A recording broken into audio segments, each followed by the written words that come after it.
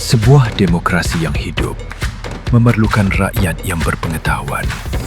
Rakyat bukan sekadar menjadi pengikut yang pasif. Pohon selasih mempunyai banyak kegunaan dan memberi banyak manfaat.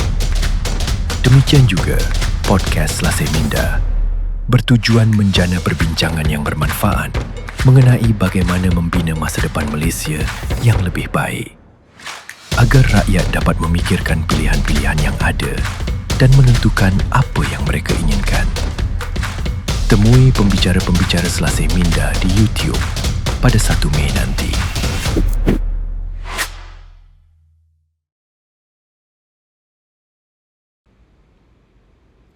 Bila kali terakhir kita berbincang tentang rasuah? Saya sepanjang hampir 30 tahun berada di media massa, saya rasa tidak pernah ada satu tahun pun yang kita tidak bincangkan topik ini. Soalnya di Selasih Minda ni kita cuba membuka lembaran baru untuk menilai dan membahaskan satu-satu isu tu. Mungkin juga menawarkan satu perspektif yang segar yang belum pernah kita tawarkan. Dan hari ini kita akan memberikan fokus tentang sosio-psikologi integriti dan rasuah. Kenapa orang terbabit dalam rasuah? Anda sedang menyaksikan Selasih Minda. Dan 3 panelis yang kita akan cuba cungkil idea-idea mereka seperti mana biasa. Ini adalah merupakan panel resident Selasih Minda. Kita ada Prof. Abdul Rahman Embong, Dr. Rozan Osman dan juga Datuk Dr. Anis Yusal Yusof. Tuan-tuan, saya nak memulakan begini ya. Saya rasa elok kita fokuskan kepada dalam konteks Malaysia, dan kritik besar saya, Datuk Dr. Anis pun ada sini, eloklah nanti membidas saya. Kerana saban tahun kita berbincang tentang rasuah. Indeksnya tidak pun berubah dengan baik. Dan saya melihat dalam konteks institusional, Malaysia paling banyak institusinya. Kita ada SPRM, GIACC, EAIC, IIM, segenap peringkat itu kita ada institusi. Malah kita ada unit integriti pula.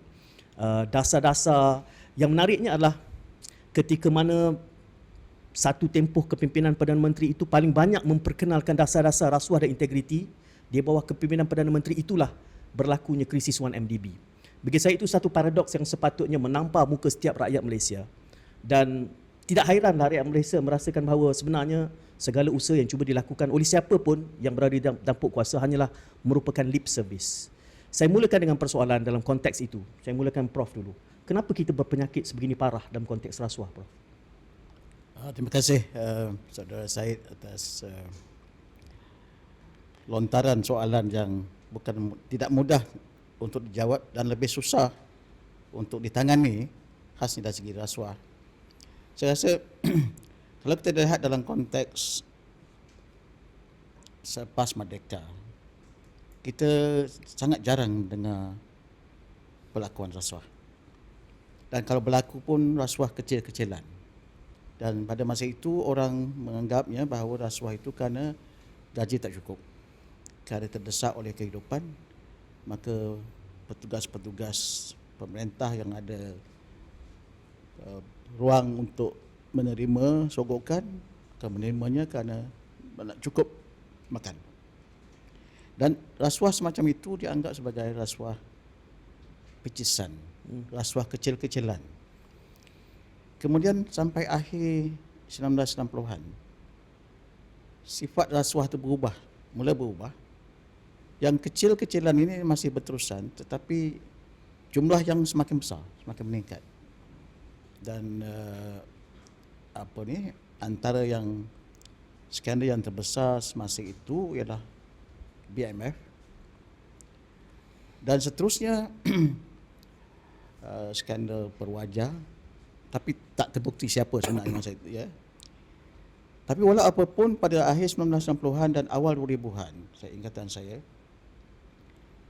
tim saya daripada UKM diminta untuk buat kajian tentang persepsi rasuah awam di Malaysia. Dan kesimpulan kajian itu ialah bahawa rasuah pada masa itu, 20 tahun lebih dulu, merupakan satu fakta kehidupan, a fact of life, bukan lagi a way of life. Okay. Dan sebab rasuah pada masa itu adalah pelbagai juga. Satu, kerana gaji tak cukup, tapi keduanya kerana nilai sudah terjungkir balik. Perubahan nilai yang teruk khasnya pada 1990-an, bahawa sifat tamak tu semakin meningkat. Tapi kehidupan macam tu jugalah. Tapi ketamakan manusia itu serta ruang dan peluang untuk membuat rasuah itu semakin bertambah. Tapi rasuah belum menjadi budaya. Okey. 20 tahun kemudian, 15 tahun atau 20 tahun kemudian, khasnya bila munculnya skandal 1MDB dan sampai sekarang lah, daripada a fact of life menjadi a way of life, dan lebih daripada a way of life, ia sudah menjadi sistemik. Maknanya rasuah itu dah meresap masuk ke dalam sistem negara, sistem pentadbiran, sistem kehidupan dan lain-lain. Jadi sebab mengapa orang melakukan rasuah semakin kompleks. Bukan semata-mata kerana tak cukup wang, tapi tamak, dan ruang dan peluang semakin terbuka untuk melakukan rasuah. Okey. Jadi kalau tak ada ruang dan peluang, orang tak buat juga. Baik. Walaupun niat nak ada. Itu saya tanggapan awal Baik, saya. itu tanggapan awal. Maka betul lah, ataupun itu yang saya buka di awal tadi. Kita tahu kegeruhan rasuah itu, dan cara kerajaan cuba menanganinya adalah memperkenal pelbagai peringkat institusional yang kemudiannya tidak membuahkan hasil pun. Adakah kita sudah berada di kedudukan yang tak mampu lagi diobati kedudukan ini, Dr. Roswan? Saya ingin mengaitkan dengan satu perbualan, bukan satu perbualan, beberapa perbualan yang saya lalui dengan pelajar-pelajar saya ketika saya di UKM dahulu. Dan pelajar-pelajar ini adalah pelajar-pelajar program-program pasca siswaza, pegawai-pegawai polis. Ya? Dan dua perkara merupakan jawapan yang saya selalu terima daripada pegawai polis, kenapa rasuah begitu berleluasa.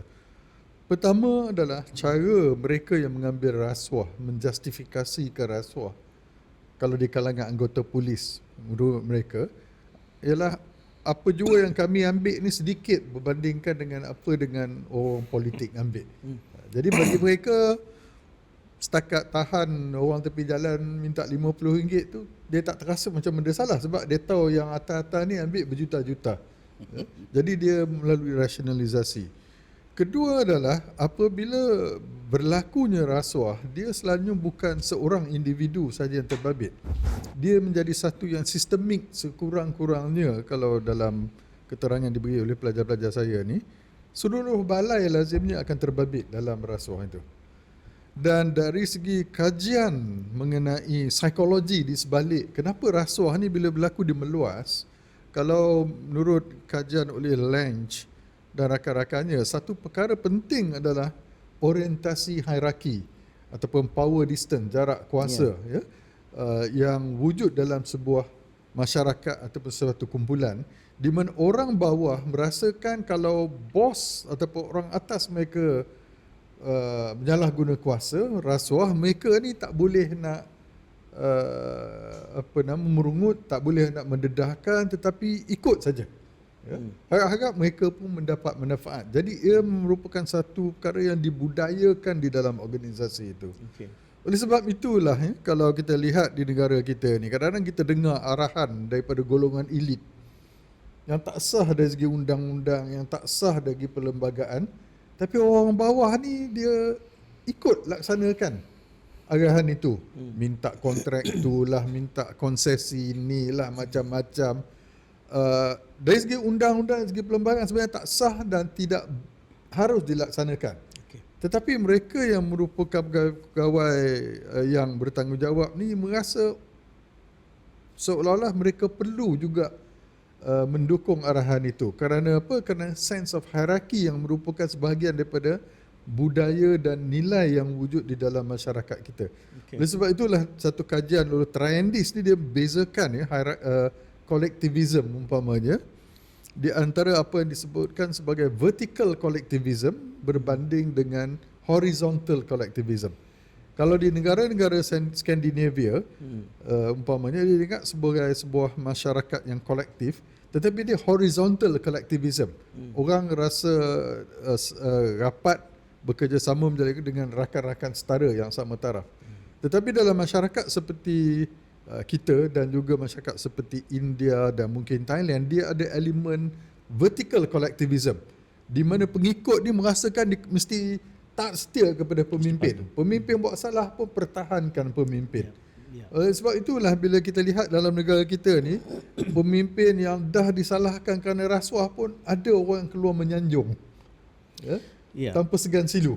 Saya rasa sekaligus Dr. Rozhan hanya memperkukuhkan Prof. Rahman, bukan hanya lah, menambah lagi kerana di awal tadi Prof. Rahman menyebutkan bahawa daripada facts of life kepada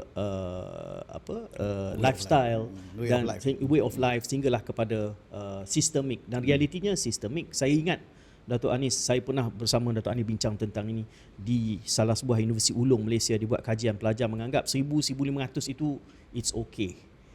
Bukanlah satu rasuah kalau mengambil sekitar, sampai kita boleh meletakkan threshold pula di Malaysia ini, menganggap apa yang boleh dianggap wajar diterima.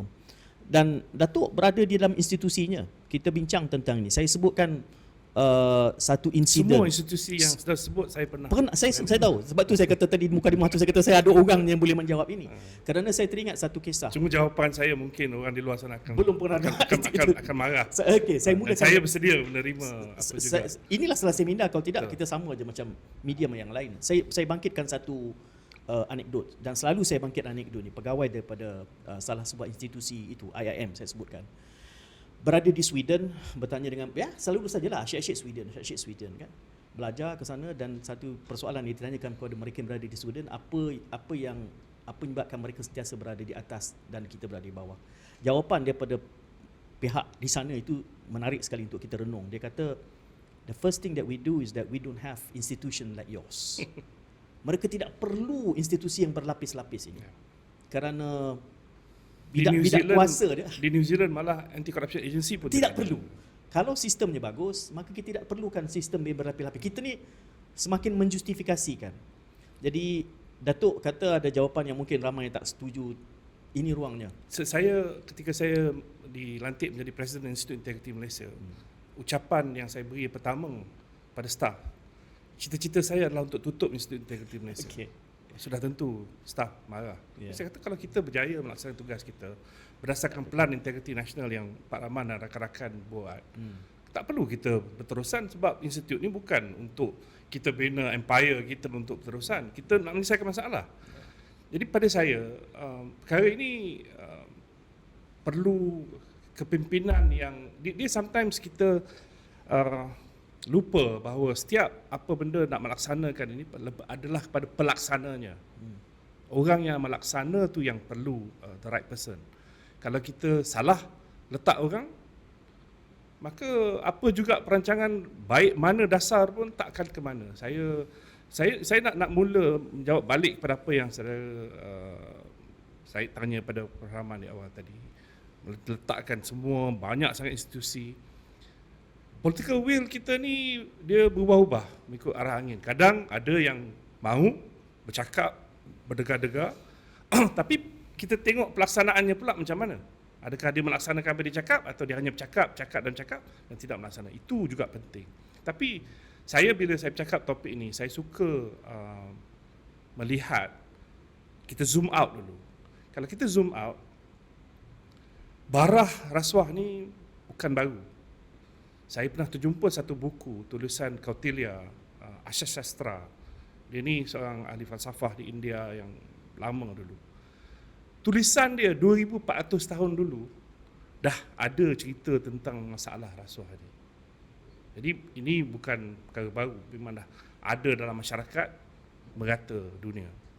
Bila kita tengok peta yang bagaimana Corruption Perception Index memberi skor, dibuat skor mana yang bawah pada 50 tu warnanya menjadi merah, makin teruk makin gelap, dan yang cerah yang kuning itu.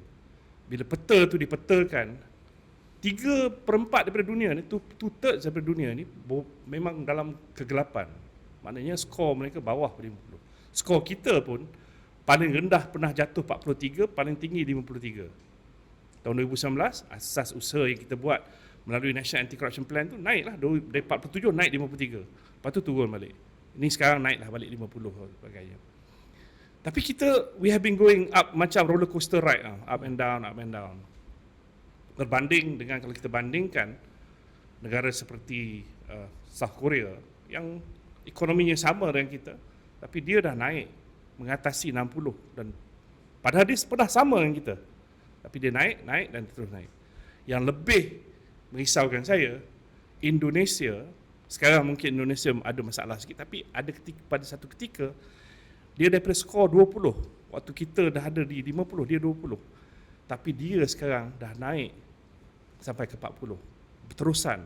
Cuma sekarang dia stagnan sikit. Tapi mungkin kalau kembali kepada zaman KPK yang efektif itu, mungkin dia boleh memotong kita. Datuk, saya tanya ni kerana kita ada ukuran antarabangsa tu, itu skala yang piawai lah, seluruh dunia guna. Dan kita naik turun ini, Datuk Seri menyebutkan, saya kadang-kadang indeks ini permainannya adalah sangat taktikal. Betul. Kita perkenalkan dasar, maka berubahlah sekejap. Boleh saya sebut begitu? Boleh. Tapi masalahnya kita tak sustain dengan apa dasar yang kita perkenalkan. Di bawah kerajaan semasa ni dengan janji reformasi ini, adakah itu menjadi punca kenapa prestasi kita sedikit baik?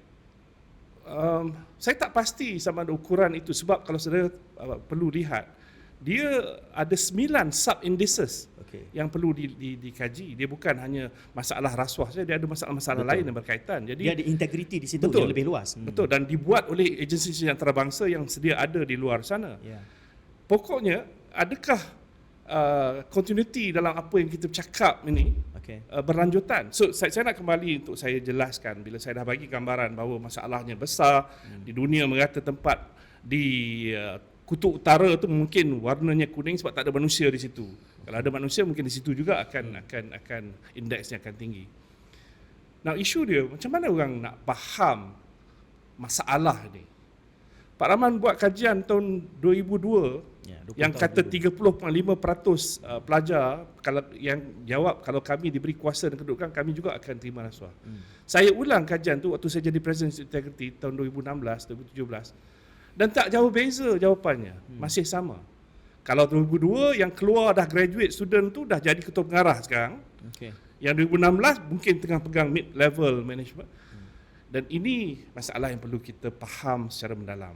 Setiap institusi yang ada peranan tertentu. Saya pernah jadi Presiden Integrity, saya pernah jadi ketua pengarah Jabatan Integriti Tadbir Urus Negara, saya pernah di JICC, saya pernah jadi timbalan pengerusi EAIC, sebab dia ada different role. Dan saya dengan Prof. Rahman pernah kami dua-dua duduk dalam panel perundingan dan pencegahan rasuah SPRN.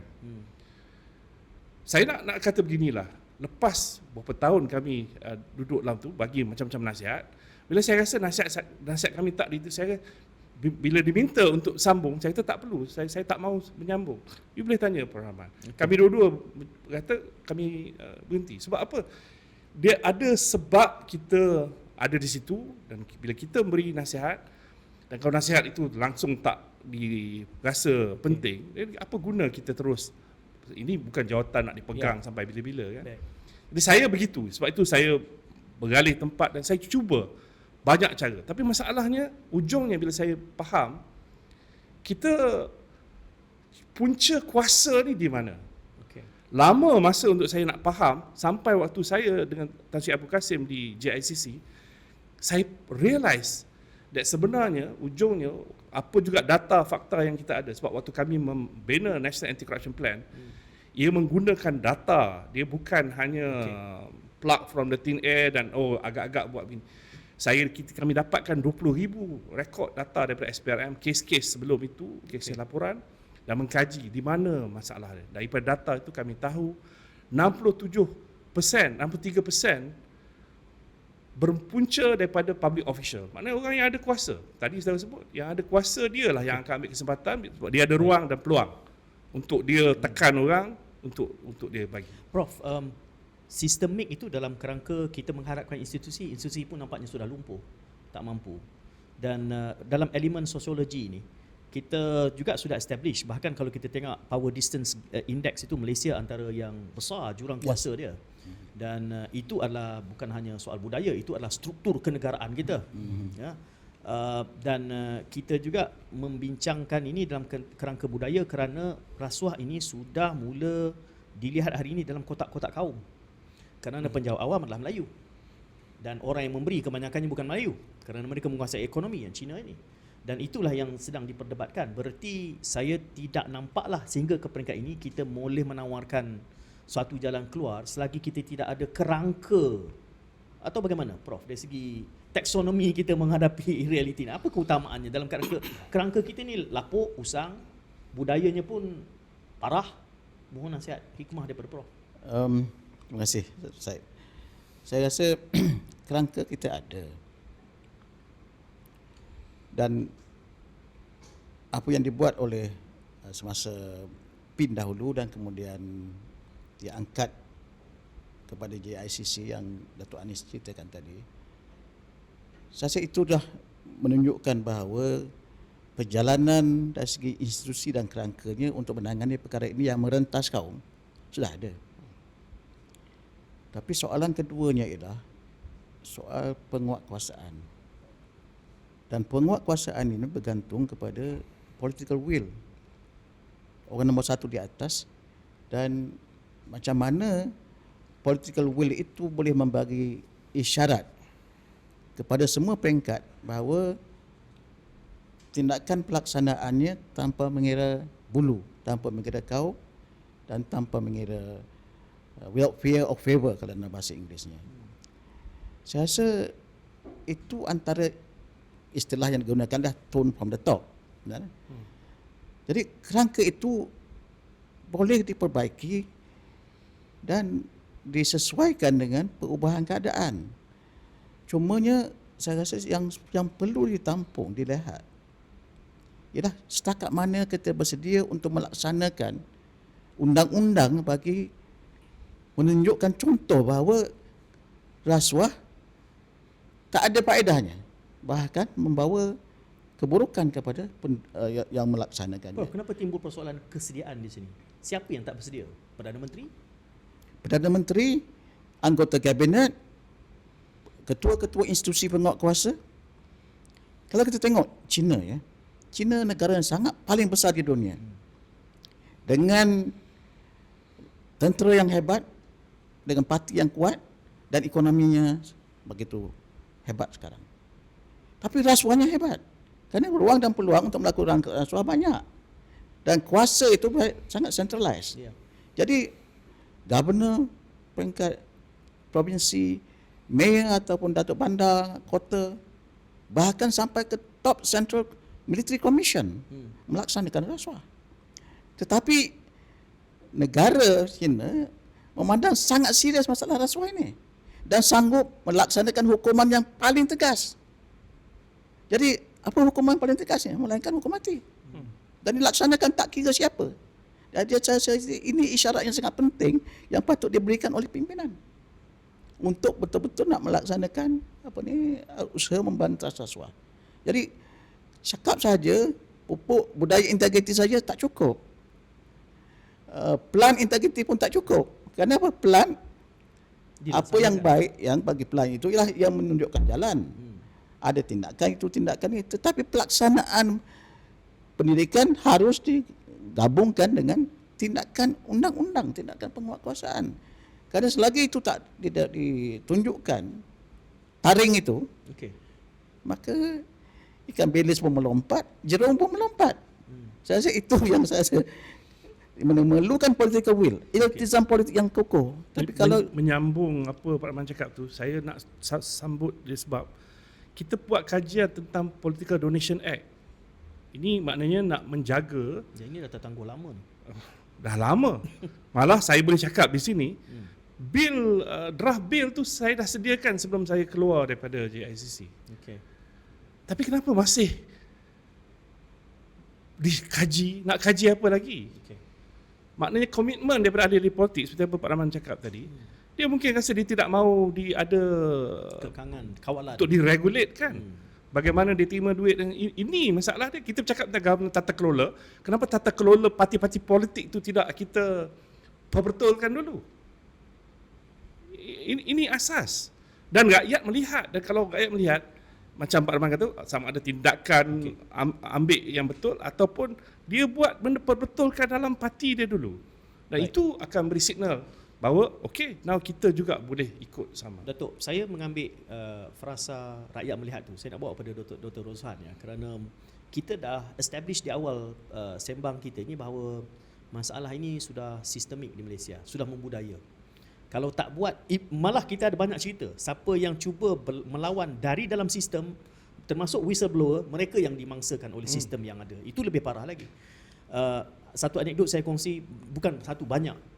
Naik teksi, naik Grab, pemandu teksi, orang beratus menganggap kenyataannya bukan beginilah. Kalau jadi Perdana Menteri tak ambil, itu kira bodoh lah. Itu pandangan yang bukan sekali, saya rasa banyak kali saya dengar. Cuma dia kata janganlah ambil banyak sangat sampai macam MDB. Mereka masih ada itu. Tapi ini masalah apabila orang sudah menganggap bahawa berada di puncak kuasa, ambil sikit tak apa. Bagaimana kita boleh mengubah keadaan ini bila itu DNA pemikiran rakyat? Dengan kelumpuhan institusi yang ada, pelaksanaan dan political will yang kalau mengikut Datuk Anis tadi, macam mana negara-negara yang berada ranking teratas itu mencapai tahap itu? Adakah satu yang jelas adalah jurang kuasa mereka tidak sebesar kita. So itu mungkin kita boleh bincangkan selepas ini. Tetapi soal memandu Malaysia bergerak ke depan ini dengan kerenah yang ada ni, Dr. Roshan pandu sedikit. Saya lihat ada perkara asas yang berkait dengan kesumbangan nilai ataupun value dissonance dalam masyarakat kita ya. Dan iaitu kita selesa wujud dalam dua identiti dan dua personality.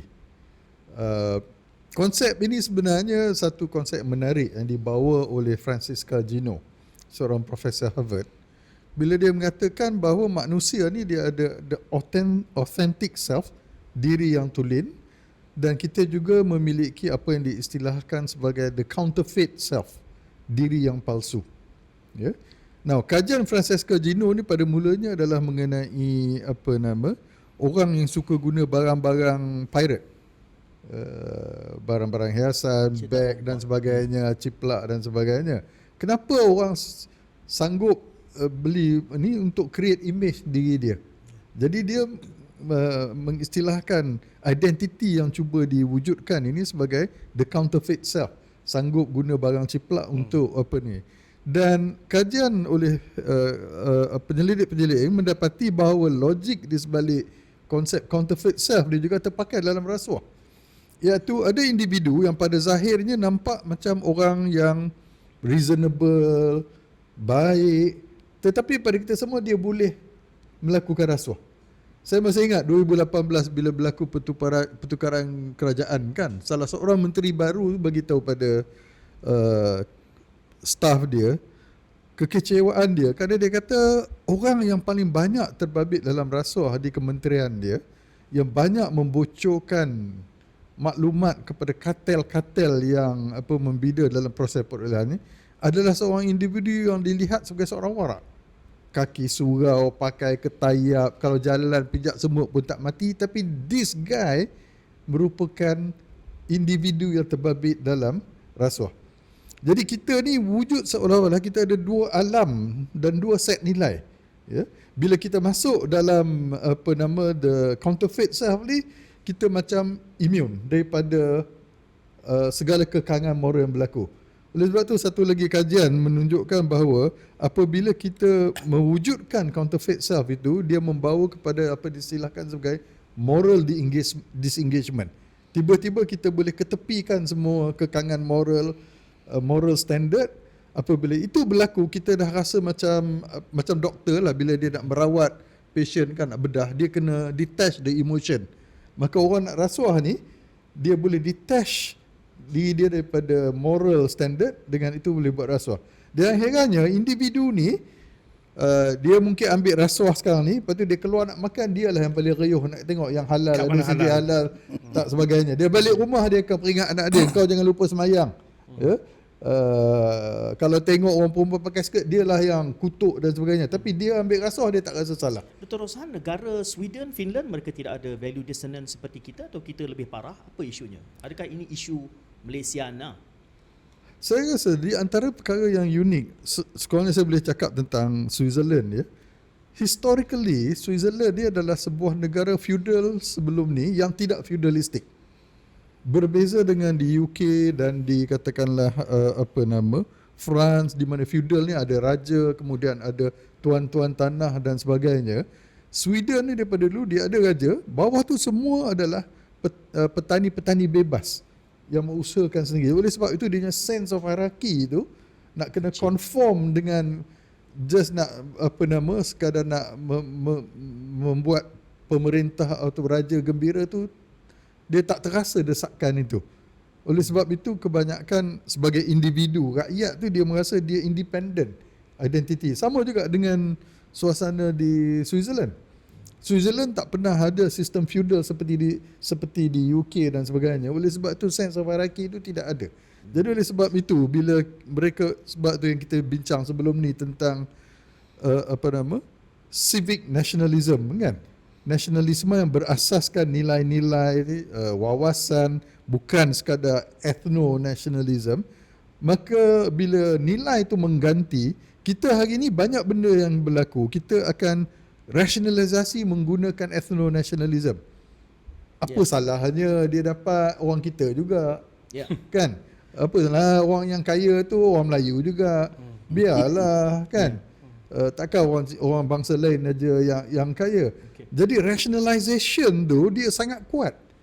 Yang menjadi. Jadi oleh sebab itulah, dan malangnya nilai agama dalam negara kita juga kadang-kadang menyumbang kepada pemikiran sebegini. Ya, dengan mendikotomikan segala yang berlaku di negara ni seolah-olah must buy Muslim first. Kalau Muslim tu dia korup macam mana pun kau kena tolong. Jadi justifikasinya. Kalau Muslim tu dia scam package umrah, tak adalah pula ketua parti politik nak menengking, marah dan sebagainya. Kita lihat banyakkan kemalangan jalan raya yang baru di Kedah, lori dengan kereta yang membunuh 6 orang satu keluarga.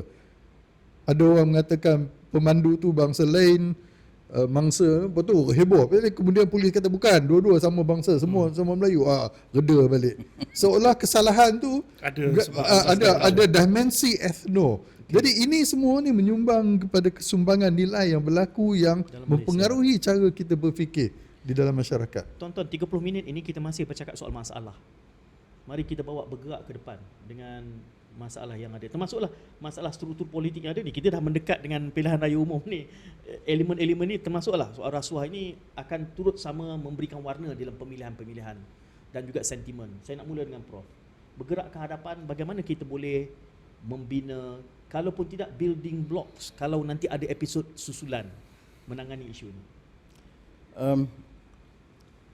Salah satu daripada matlamat dalam Pelan Integriti Nasional 2004 dahulu ialah menjadikan integriti sebagai budaya masyarakat. Dan dalam satu dokumen baru Institut Integriti Malaysia ialah strategi pembudayaan integriti nasional. Dan intinya ialah bagaimana menjadikan integriti itu sebagai budaya masyarakat untuk melawan segala penyelewengan nilai termasuk rasuah dan sebagainya. Dan tadi kita bercakap tentang dissonance, personality yang split terpecah, dua wajah, depan nampak baik, hakikat sebenarnya melakukan bermacam-macam yang berlawanan dengan apa yang diwajahkan atau apa yang ditampilkan. Jadi bermaknanya pembinaan integriti itu ialah untuk menjadikan personality dan nilai itu sebagai satu, berpadu, integral, kepaduan, bukan disonan, berpecah seperti yang diceritakan tadi. Jadi ke depan ni saya rasa ini perkara yang patut diambil berat, bagaimana benar-benar menanamkan nilai-nilai integriti itu ke dalam institusi daripada keluarga, sekolah, community dan seterusnya sampai ke atas.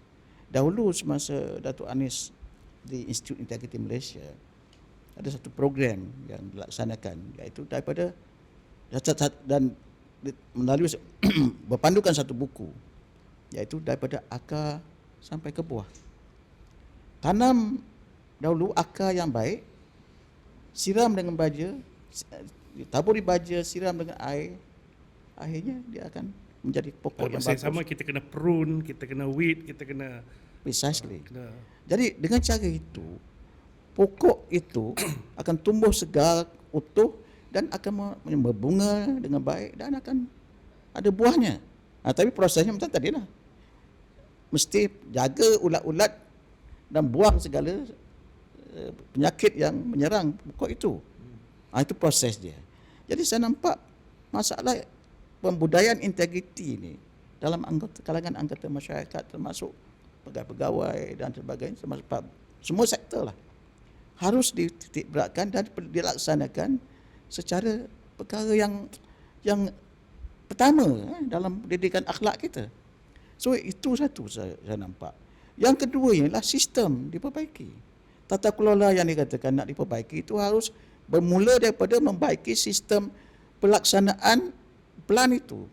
Maknanya kalau rasuah itu dikatakan teruk, tetapi hukuman yang tak teruk, bahkan ada tawar-menawar lagi, maka nampaknya tak teruk mana. Maknanya rasuah banyak ni, patut dia boleh buat ganti rugi. Lagi besar kuasa dihukum, lagi banyak negosiasinya. Lagi banyak negosiasi. Lagi besar diskaun yang Jadi didapati. sistem semacam ini tak akan berkesan. Ya. Tapi kalau ambil sistem katakan di Singapura sangat keras. Dan ini satu pelajaran yang kita boleh belajar dari jiran kita, iaitu ketegasan dalam melaksanakan penguatkuasaan dan hukuman. China saya dah sebut tadi. Ya. Korea Selatan pun keras. Presidennya masuk penjara. Dan banyak contoh begitu. Jadi kalau kita Kita pun dah ada Perdana Menteri yang masuk penjara. Asal jangan dilepaskan saja. Tapi sudah ada tuntutan kan? Itu. Dan maknanya tuntutan itu akan memberikan warna kepada pilihan raya yang akan datang. Betul. dan sama saya segini, bahawa kita dah mencipta satu sejarah bahawa skandal yang terbesar dalam negara kita dan juga di dunia juga, bukan terbesar di dunia tapi antara yang terbesar yang membawa nama buruk kepada Malaysia dan reputasi Malaysia menjunam satu masa. Sekarang boleh balik. Dan kali pertama seorang Perdana Menteri masuk penjara. Tetapi sikap orang terhadap kesalahan rasuah itu dengan kesalahan lain tak sama. Makan babi bagi orang Melayu, bagi orang Islam, tak boleh. Tapi makan rasuah tak sama. Padahal dalam Quran benda tu dua-dua haram. Dua-dua haram. Rasuah dua-dua Tapi najis. ini masalah. Maknanya tak integral, integriti dia tak padu. Okey. Pembinaan akhlak tu tak padu. Jadi itu saja antara sasaran dalam Saya Datuk Fan, saya tambah soalan itu untuk beban lebih besar pada Datuk Ani sebab dia dah pegang semua jawatan yang ada tadi. Digambarkan tadi program kita establish banyak benda ni, jurang kuasa, sistem ataupun institusi yang lemah, budaya kita yang merelakan, permisif. Kemudian dicadangkan tadi program. PIN itu dah agak lama. Apa jaminannya kalau dibuat program akan berbeza kali ini, Datuk? Dia soalan begini, saya rasa dia berbalik ujungnya, kita kena faham sebab kenapa 30 minit awal ni kita bercakap tentang masalah. Masalah ni penting untuk kita faham. Sebab kalau kita tak faham, dia macam doktor, kalau nak ubat, Diagnose nak dulu. tahu di mana sakitnya kan. Kalau tidak, you bagi Panadol je. Dan masalah kita ni ada ketiganya, kita ambil mudah dan semua sakitnya bagi Panadol. Tak selesai kan. Root cause dia kita tak faham. Saya nak balik pada apa Dr. Rozan sebut tadi tentang bagaimana masalah orang yang Islam dia justify. Bila mengkaji mendalam, kajian yang saya buat 2016, lanjutan daripada apa yang Prof. Rahman buat 2002, tiap-tiap universiti yang kita buat kajian itu, kali ini kita pilih student daripada pelbagai fakulti. Ada semua fakulti diwakili. Ujungnya bila kita lihat, fakulti mana yang sebenarnya yang paling punya masalah. Dalam banyak universiti yang kita kenal pasti, pelajar fakulti pengajian Islam. Orang marah ni. Bila saya bentangkan, orang marah. Kenapa ni cakap macam ni? Tapi ada bendahari dari sebuah universiti bangun dan kata, saya setuju kenapa ini jadi masalah. Sebab di universiti saya, kebanyakan false claim dibuat, tuntutan palsu dibuat oleh pensyarah-pensyarah daripada fakulti tersebut. Jadi anak murid dia ikut apa guru dia buat. Satu. Kedua, bila ditanya kenapa dibuat, justifikasi dia, rezeki jangan ditolak. Hadis dan Quran digunakan untuk menjustifikasikan kenapa mereka bertindak sedemikian. Mula waktu itu saya ingatkan ini masalah mungkin di universiti saja. Waktu saya di JICC, Tun Mahathir minta saya dengan Tan Sri Abu Kasim interview setiausaha kerajaan negeri tiap-tiap negeri. Dan daripada tiap-tiap setiausaha kerajaan negeri yang kami temuduga untuk kami tahu masalah di negeri-negeri, hampir kalau tidak setiap pun, every other one of them mengatakan masalah governance yang payah kami tangani adalah di Majlis Agama Islam. Now, kita kalau tak mau mendalami, nak tahu apa puncanya, ini kita belajar tentang psikologi dan masalah dia kan. Kita takkan faham. Sebab itu saya terima kasih pada Dr. Rozhan yang cuba menjelaskan bagaimana mereka boleh punya dua, boleh memisahkan. Saya nak faham bila Dr. Rahman sebut tadi, makan babi kita jaga sungguh. Kan? Di mana dalam pendidikan Islam yang menentukan babi ni kita jaga sungguh. Tapi tak rasuah. Saya pernah tanya 3 mufti soalan ini. Kenapa kita boleh ajar dia kalau anjing datang dekat ni, ini saya pernah tengok dekat dalam ada orang Islam ni, dia boleh pegang bir mak ni. Dia minum bir. Tapi anjing datang, anjing, aku tengok ni apa benda. Anjing babi ni, dia jaga sungguh.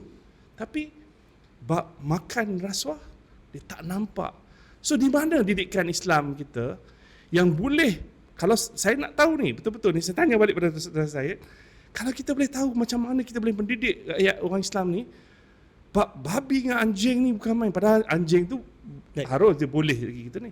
Saya ambil soalan tu untuk saya bentang balik dalam ini. Kerana Datuk saya selalu sebut ini.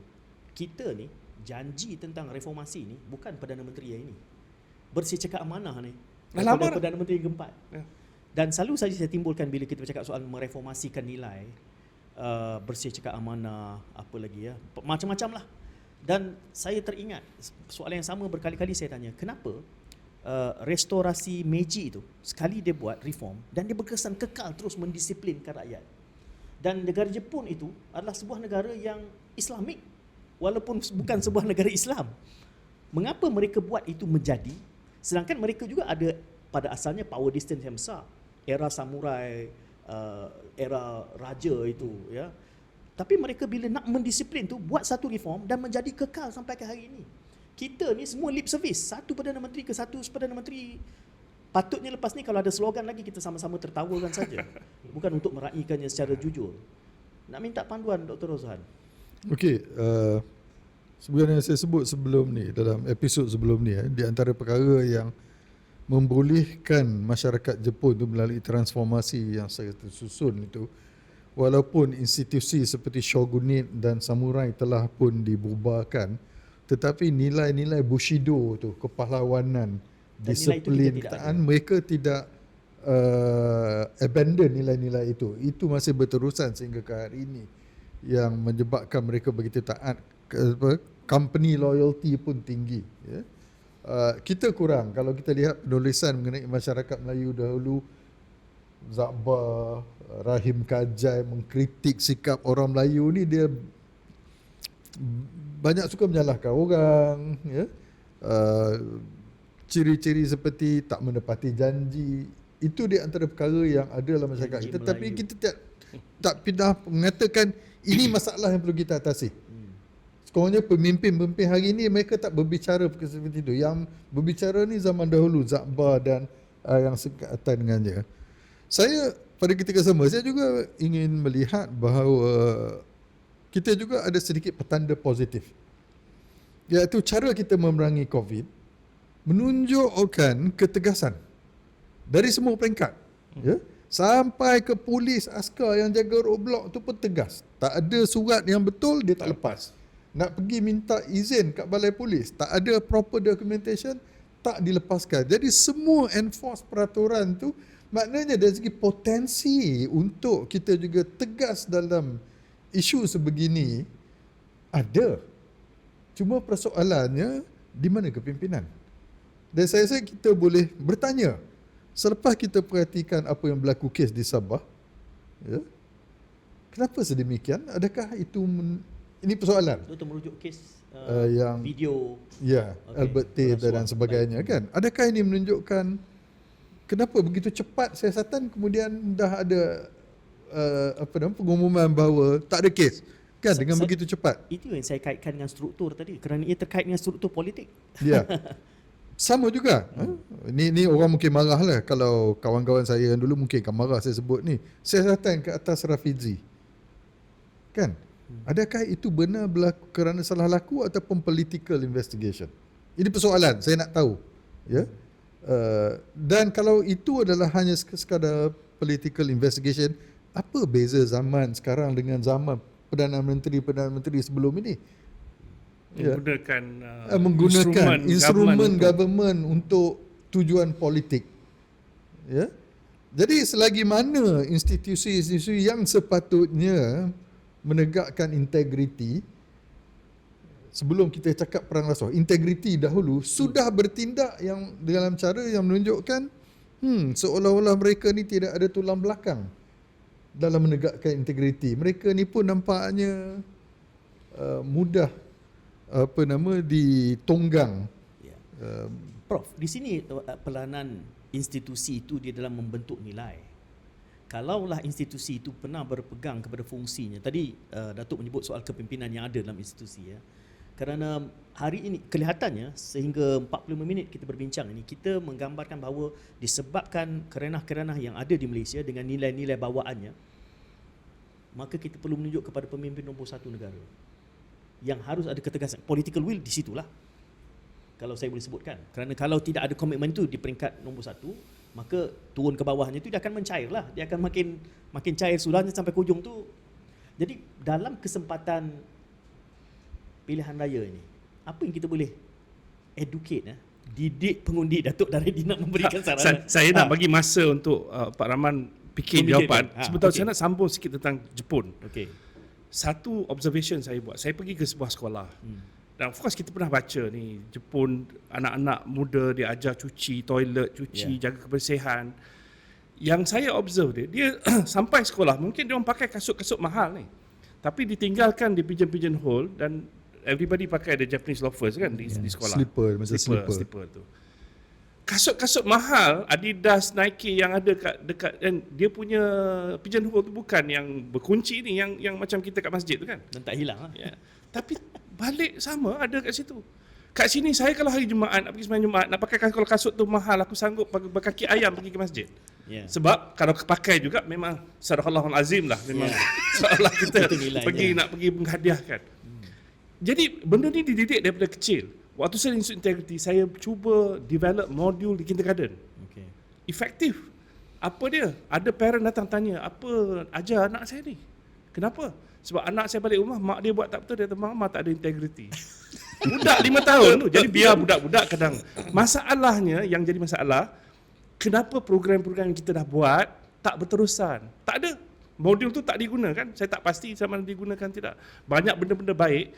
Malah NACP, 115 inisiatif, kalau saya tanya hari ni, berapa sebenarnya 115 inisiatif itu yang dah siap dibuat lepas saya keluar? Sekarang ada strategi lain yang 115 pun belum tentu habis.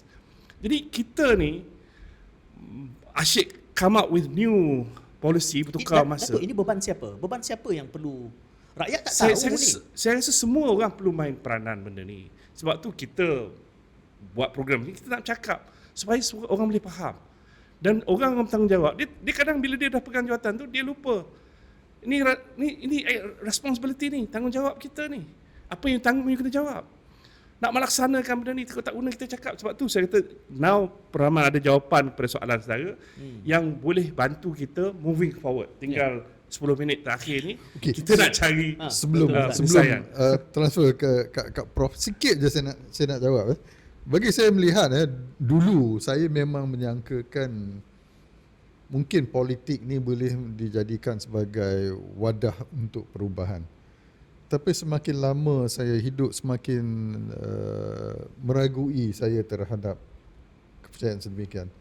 Dan saya kini lebih meletakkan harapan pada NGO untuk memainkan, kena ada third force. Kita lihat bagaimana isu Gaza ni mengembelingkan third force. Malahan kebanyakan mereka ni tidak ada dalam radar screen masyarakat pun.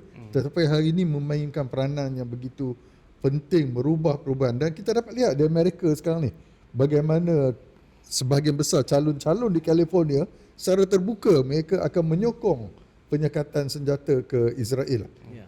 Jadi maknanya boleh berlaku, tapi kita jangan mengharap saluran tradisional lah. Jangan nak tunggu politik nak pergi tanya calon, tak ada lah. Dia janjilah apa benda you Sebelum nak dia jadi, dengar. sebelum dia menang. Lepas dia menang Ya. tu you telefon pun dia tak jawab dah. Minta appointment pun tak dapat jumpa. Ya. Ya.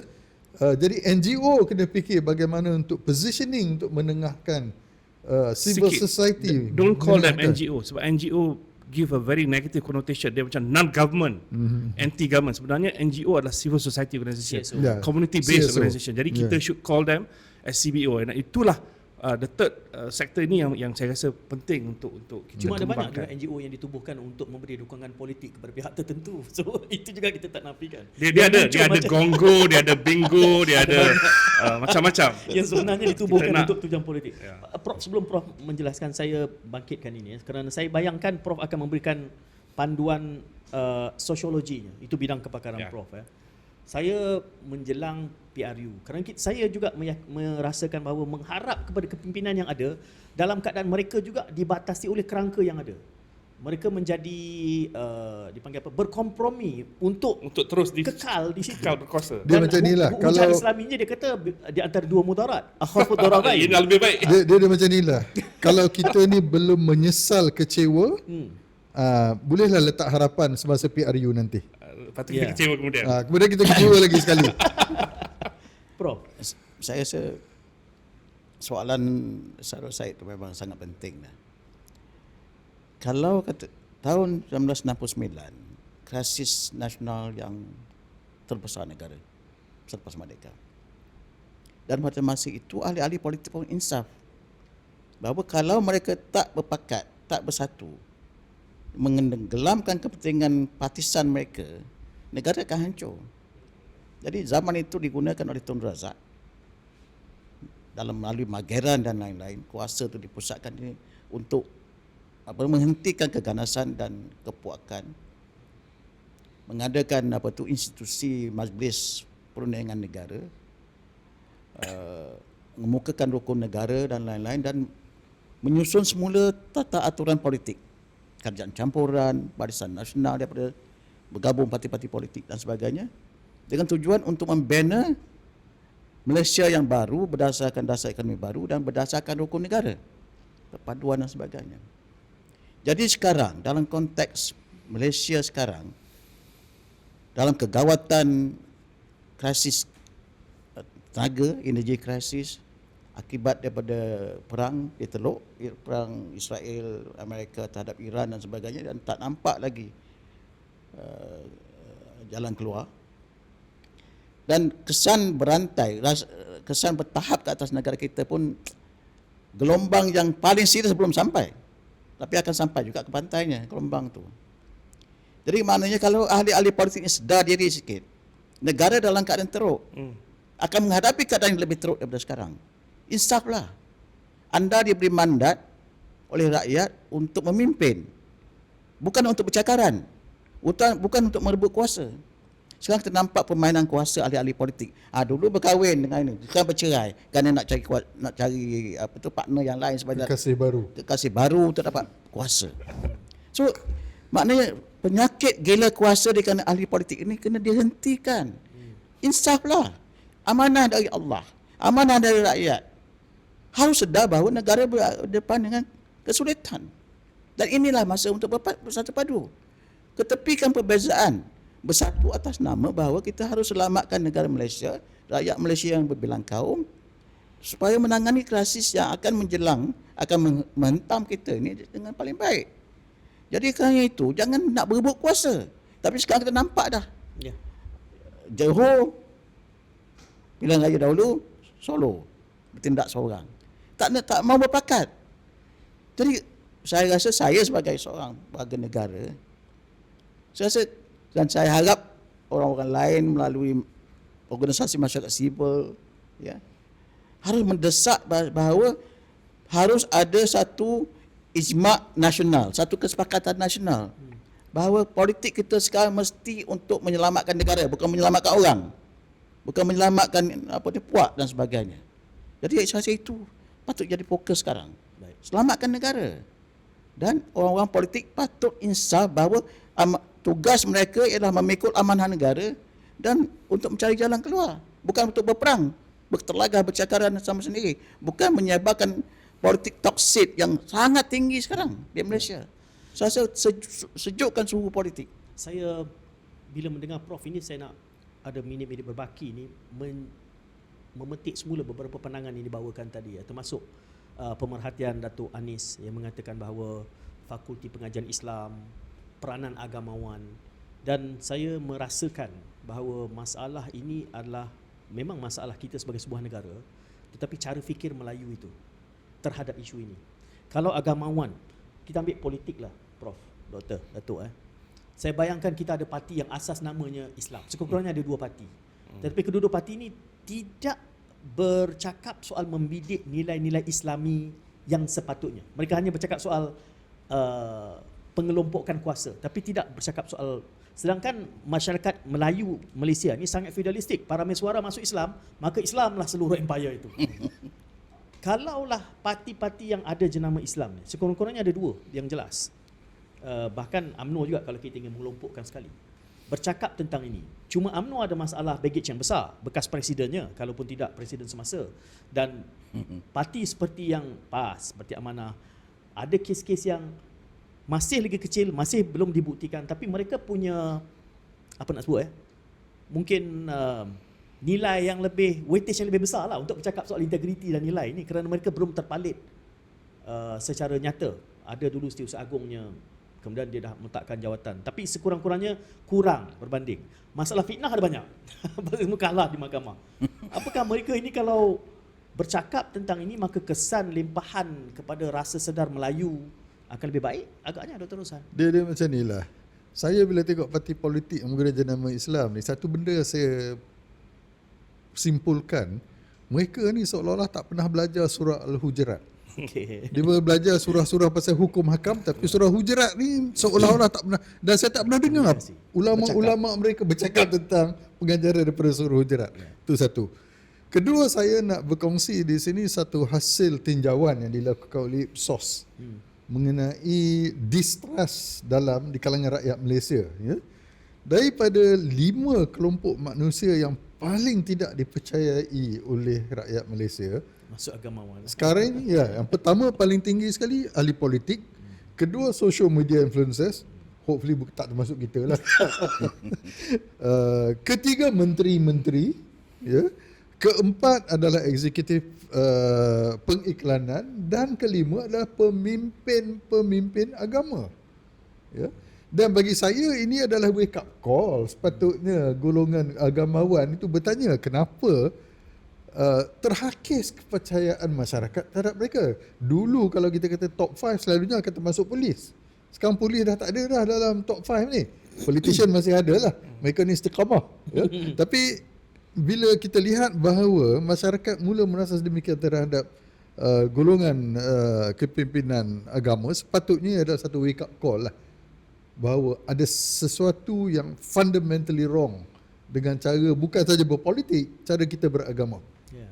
Saya nak beri ruang kepada kesemua panel mencari idea besar yang boleh kita bawa kepada episod akan datang bila kita bercakap tentang rasuah, Datuk. Saya rasa pertama, moving forward ni kita harus berjiwa besar. Apa juga inisiatif-inisiatif yang dah dibuat, tak kisahlah sama ada zaman Mahathir ke, zaman Abdullah Badawi ke, atau lebih kecil macam waktu Anis Yusof di Institut Integriti. Kalau program itu ada impact dia, ada kebaikan dia, program itu perlu diteruskan.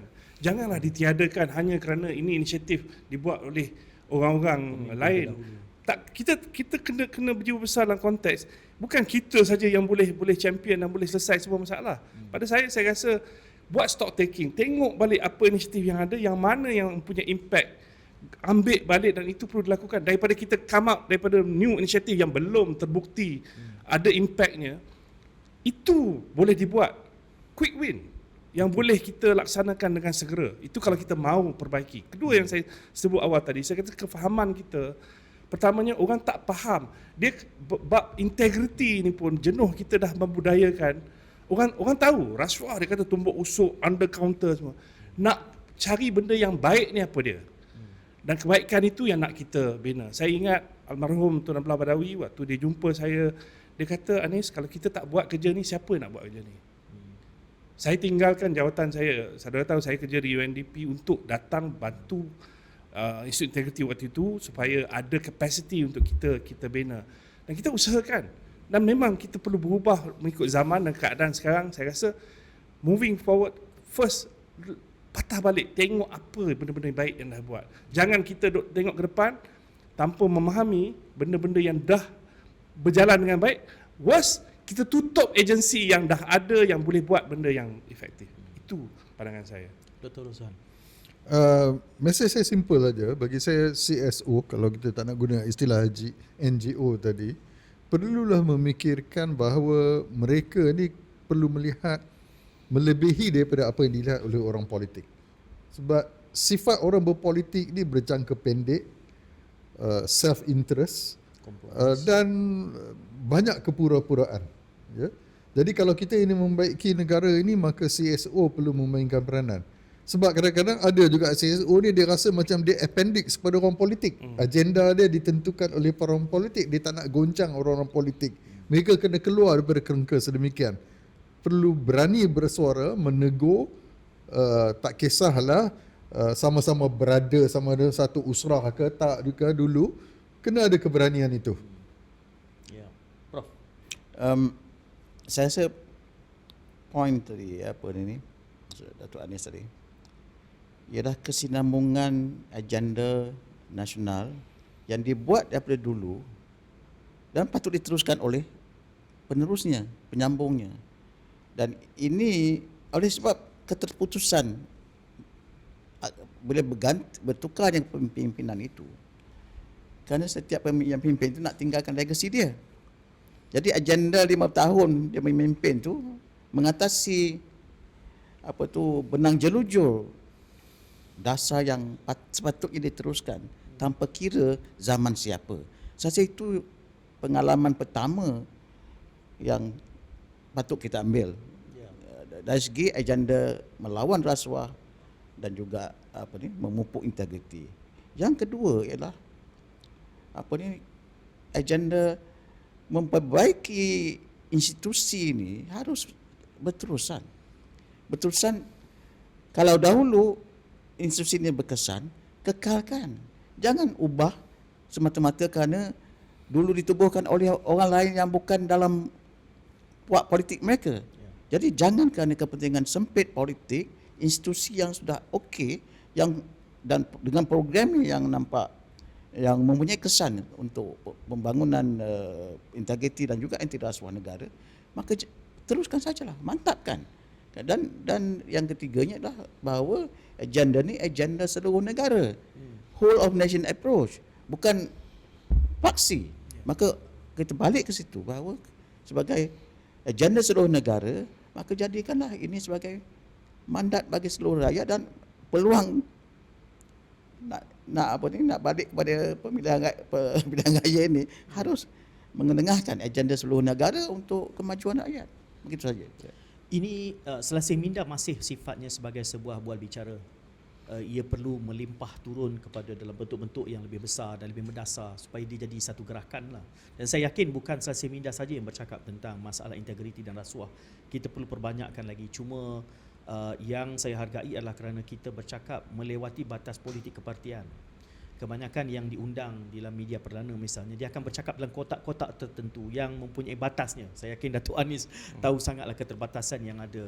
Kerana akhirnya rakyat perlu cerdas dan tahu membezakan. Hari ini cabarannya bukan memilih buruk dengan baik, tetapi di antara dua yang baik, mana yang lebih baik? Di antara dua yang buruk, mana yang kurang buruk? Itu penting tu.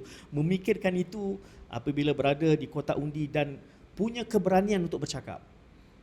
Jurang kuasa yang terlalu besar di Malaysia ini menyebabkan kita memandang mereka yang berada di tampuk pemimpin itu seperti Nabi yang tidak mampu ditegur. Dan itu yang menjadi penyakit sehingga tadi digambarkan jurang kuasa itu menyebabkan apa yang dibuat oleh di atas, di bawah semua mengikut. Mungkin di peringkat membina keberanian tu, itu selasih minda. Selebihnya itu, setiap seorang ni akan ada CSO-nya nanti. Itu beban yang saya pulang kepada mereka. Kerana tak cukup kita, kalau tidak kita sama seperti mana bual bicara yang lain. Terima kasih kerana perhatian yang anda bawakan, yang diberikan sepanjang 1 jam yang berlalu. Kita jumpa lagi insyaAllah. Assalamualaikum, salam muhibah.